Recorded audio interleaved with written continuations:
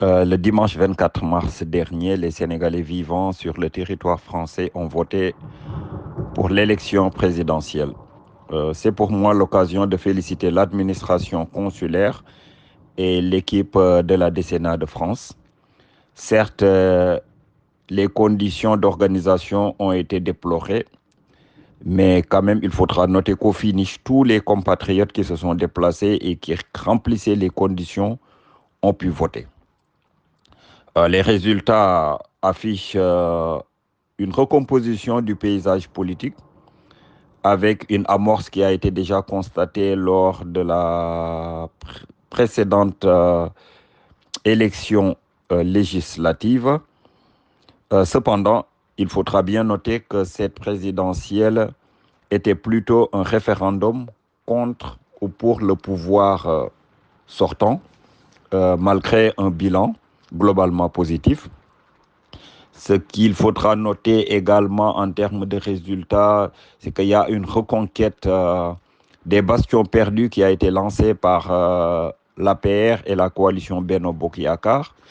Malheureusement, les choses n'ont pas pu se faire pour plusieurs raisons. On pourrait évoquer le report, alors que la machine, à un moment donné, était bien lancée. Il faudra également noter l'arrivée tardive des moyens de campagne, ce qui fait que la campagne a été un peu chahutée du point de vue financier. Euh, il faudra également noter une surprise qui est venue de la Normandie. Cependant, la bataille de Paris a eu bien lieu parce que Paris, c'était le centre de vote le plus important avec 67 bureaux de vote. Et ce qui est à noter également, c'est que Mantes-la-Jolie reste encore le titre foncier, comme on le dit maintenant, de l'APR et de la coalition Benno Bokk Yakaar. Maintenant, la question qui se pose également, on l'a bien vu, et c'est une question plus que légitime, c'est l'avenir de l'APR France. Et de ce point de vue, moi, mon point de vue, euh, il est simple, tout dépendra de plusieurs facteurs. Le premier facteur, c'est l'attitude du président du parti, son Excellence M. Macky Sall.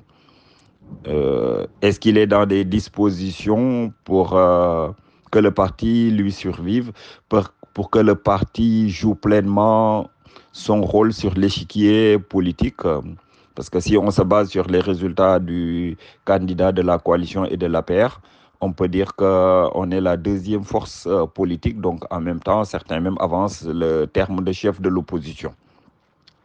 On lui laissera le temps de se positionner, de prendre position plutôt, et bon voilà, de se reposer également parce que 12 ans au pouvoir, il faut qu'il décompresse un tout petit peu. On lui laissera le temps euh, pour, euh, pour nous édifier sur la situation, mais qu'on sache que les militants convaincus sont là et ils ont envie de l'entendre sur cette question. La deuxième chose, le deuxième facteur, c'est qu'il ne faudrait pas également qu'on se voile la face. Euh, un droit d'inventaire doit être reconnu aux militants qui ont envie de continuer l'aventure. Qu'est-ce qui a marché, qu'est-ce qui n'a pas marché, euh, de façon pas de chasse aux sorcières au règlement de compte, mais quand même qu'un droit d'inventaire soit reconnu à ces militants et qu'ils puissent l'exercer pour le bénéfice du parti. Un des autres facteurs, c'est la restructuration de fond en comble du parti et de son mode de fonctionnement. Ça, c'est un point qu'il ne faudrait pas occulter. L'application stricte des textes dont nous nous sommes dotés, et qui privilégie également les mécanismes de la démocratie interne. Parce que jusqu'à présent, comme nous étions au pouvoir, comme on gagnait, donc beaucoup de responsables n'étaient pas désignés par la base, mais dépendaient de la volonté du président. Donc il y avait un droit de regard sur les nominations, sur les désignations des gens des camarades plutôt, qui devaient intégrer le directoire national, le SEN qui est et qui demeure encore le gouvernement du parti.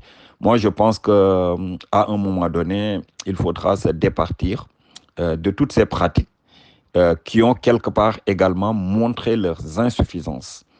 Des militants ont été obligés par discipline et pour ne pas mettre mal à l'aise le président d'accepter certaines décisions.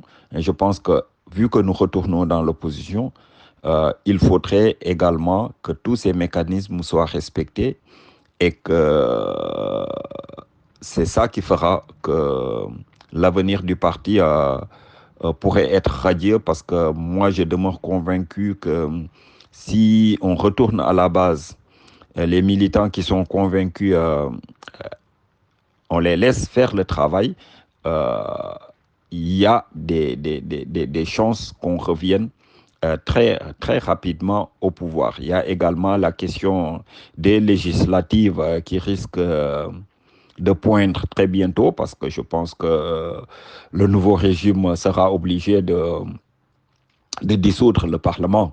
Bon, suivant les textes. Donc, d'ici septembre, au 24 septembre, d'après les textes que j'ai vus, au 24 septembre, une décision doit être prise. Et donc, au plus tard, au mois de décembre prochain, on doit avoir, si la décision de dissoudre le Parlement a été actée, donc à partir du 25 ou bien 24 décembre 2024, il faudra qu'on songe à établir une liste, à aller vers ces législatives et être bien représenté au niveau du Parlement. Mais la question primordiale reste celle-ci. Est-ce que le président Macky Sall a envie que le parti lui survive ou pas? C'est toute la question. Merci.